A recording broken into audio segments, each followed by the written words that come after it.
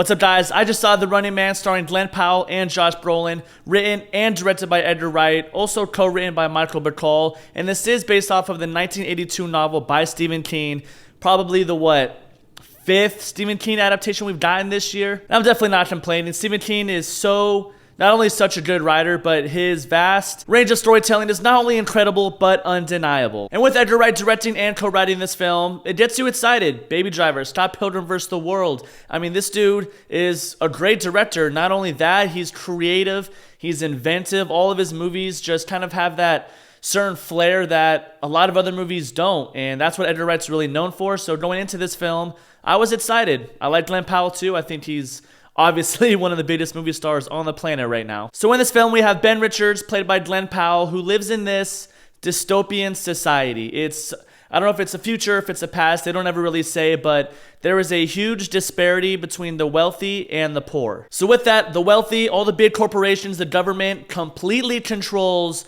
pretty much the entire country, and they do that by mainly having these game shows, these TV shows that everybody watches, and the main one is The Running Man, where 3 people are chosen every season to try to escape for 30 days and survive from these hunters, these 5 mercenaries who are put out to kill you by any means necessary, and if you survive the full 30 days, you get $1 billion. And our main character, Ben, is a part of that disparity from the wealthy and the poor. He does not have a lot of money. He does have a family. He has a wife and a child, and that child is very ill. So in order to save his daughter, get her the medicine that she needs, he goes on The Running Man, the most dangerous game show. Now, starting off with Glen Powell, he was awesome. No surprise there. Everything this guy does, I mean, he's just so charming, so likable, bona fide movie star. In this film, he does play kind of a different character. He is trying to provide and take care of his family, but he plays this extremely angry, violent, just aggressive person in this movie, and a lot of the times it kind of just comes off as not Glen Powell. Like, we've seen him be a dick, obviously a cocky, arrogant asshole in Top Gun Maverick, but he doesn't really play that in this. He's just angry for good reasons, I guess, but it comes off as just kind of for no reason, just always being belligerent. And when someone as awesome as Glen Powell, as much as I like him, some of the scenes where he was just super angry, it doesn't really come off as believable. It does come off as just slightly silly. But I mean, overall, it's still Glen Powell. It's still extremely enjoyable. Seeing him on the screen, I mean, whatever he's gonna do, it's just going to be extremely entertaining. Now with Josh Brolin, he plays Dan Killian, the studio network executive, the main producer, the guy who's behind the curtain. He's controlling every little thing there is to do on the show, controlling what the people see and how they perceive it. And he is the true villain in this film. He is the true bad guy, trying to manipulate the whole country, a part of the government, and he plays that pretty well as well. I mean, he's been Thanos, one of the greatest villains of all time. So he is definitely awesome in this film, and for most of the film, he does kind of fake it a lot of times, much like these higher up people do. They're nice to you at first just to get what they want. They want to kind of squeeze. In this particular situation, they want to milk as much money, because if the show gets more ratings, he makes more money, the company makes more money, and the poor stay poor and manipulated. So he kind of just does a good job of manipulating the country, but also us as an audience, and just the things that he says, you kind of want to believe him, and giving certain offers to Glen Powell's character. Multiple times he tries to convince Ben that he can be the star of his own new show because of how many ratings that this show is getting because of him, that he is the next big star in the country, all this random stuff, blah, blah, blah, until the end when he actually reveals his true colors, and you're just like, man, fuck you. But at the same time, you knew he was a prick the whole time. I also enjoyed Coleman Domingo in this movie as a small part. He is the Running Man game show host. His name is Bobby T, and the way he plays this character of this game show host, just so over the top, so energetic, bombastic. He certainly knows how to put on a show for these people in the crowd watching, and he was also just extremely entertaining whenever he was on screen. He wasn't in it too much though. I kind of wouldn't have minded seeing him just a little bit more. Michael Cera was also in this film, also another small part. He's kind of the last person that helps Ben sort of get to where he needs to go. But his character was funny. He has like this secret backstory to why he helps people on The Running Man. There's like this hot dog stand or this hot dog cart in his room.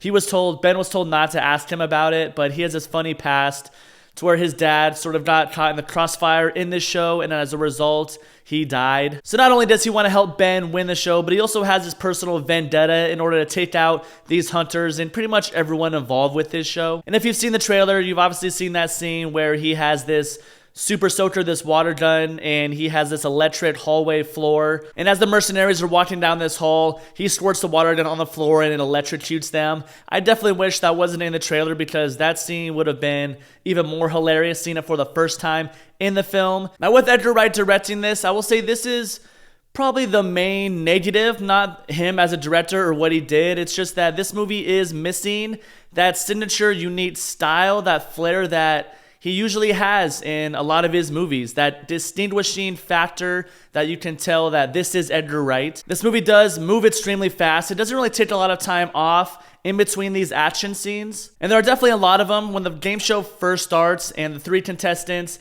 get a 12-hour head start, from there it's just bam, bam, bam. The other 2 get eliminated pretty fast, as you would guess, and it's just Glen Powell left. He's having to find disguises. He meets a bunch of people along the way, people that he already knew. One of them was played by William H. Macy. I love that guy, and I definitely enjoyed seeing him in this movie, even if it was just for one scene. But he just meets plenty of people along the way that help him out, and he's just kind of going from one spot to another, obviously trying to stay away from these hunters, trying to last the 30 days for this money, and it just moves at a very fast pace, which helps with the entertainment value. This movie is about 2 hours and 15 minutes. I did not feel that runtime at all. Usually if a movie is that long, there are going to be, slow spots or spots that just kind of lose momentum to where you feel the runtime. This movie did not feel like that at all. It whizzed by. But I will say, though, that I did not love this movie. I thought it was entertaining. I really liked it. But it just, once again, with Edgar Wright directing, you just kind of expect something more creative in the way that not only this film is done and directed, but the way this film is shot. I mean, a lot of his movies are very creative in that factor. Scott Pilgrim vs. the World with the whole comic book and all that stuff that he does with it, the animations, the style of fighting that he has in that movie. The action in this film, there is plenty of it. There is a lot, but it's kind of basic. It's not really choreographed the best I think that it can. I think a lot of these things also have a lot of cuts in them. And I don't want to say that it's bland or anything like that because I did really like this movie. But when you compare it to his past films, it just feels a little flat. And I hate to say that, but that still doesn't take away from the entertainment factor. This movie will entertain you without a doubt. It is a fun time at the theaters. I was hooked the whole time. Just for Edgar Wright and the stuff that he's done in the past, it's very entry level for him as a director. But if you go in not even knowing who Edgar Wright is, you're probably going to have even more fun with this movie. You're probably going to enjoy it that much more. And with how fast that this movie does move, the ending is also kind of a negative in the fact that the ending also happens extremely fast, or more so, it doesn't really happen at all. There is a crucial scene at the end on this kind of futuristic private jet. It's just Ben, this girl that he met also on his journey in the film. She was pretty funny too. I kind of ended up liking her by the end of when we got to see her, but it's Ben, her, and the 4 remaining hunters who are out to kill him on this jet. Extremely crazy, something extremely crucial is about to happen, but they just cut it. They don't show you what actually happens. It cuts to this guy who he met earlier who helped him out, him and his son, kind of towards the beginning, helped Ben out escape the city. And before he helped him escape the city, he did know a suspicious amount about the TV show. So he goes to this little tiny closet room and he shows him essentially this YouTube video that he made where he has all these different conspiracies about the Running Man, about the show, about how they manipulated and how they faked everything. So when at the ending, when this jet is pretty much going down, something crazy is about to happen, it cuts to this conspiracy theory video, and it just immediately cuts the tension, cuts all of that right out of thin air. And when that happens, you just kind of feel deflated. You're just watching the video like, did they really want us to have everything explained this way? And it was just a little confusing. Did Edgar Wright really want to end the movie like this? I mean, I don't really know. I'm sure he did because that's what happened in the end, but it just feels a little awkward almost. So overall, this movie is still extremely entertaining. It's enjoyable, fun time at the movie theater. Glen Powell on the screen, Josh Brolin, they are great. There's really no reason not to have a fun time with this. I mean, there's just a lot to like here, but with it being Edgar Wright, you do kind of just automatically expect just a little bit more creativity, that inventiveness that's missing from this. So overall, I'm gonna give this movie a solid 7 out of 10. But as always, I appreciate you guys for watching. Like, subscribe, comment. My name is Zach. Later.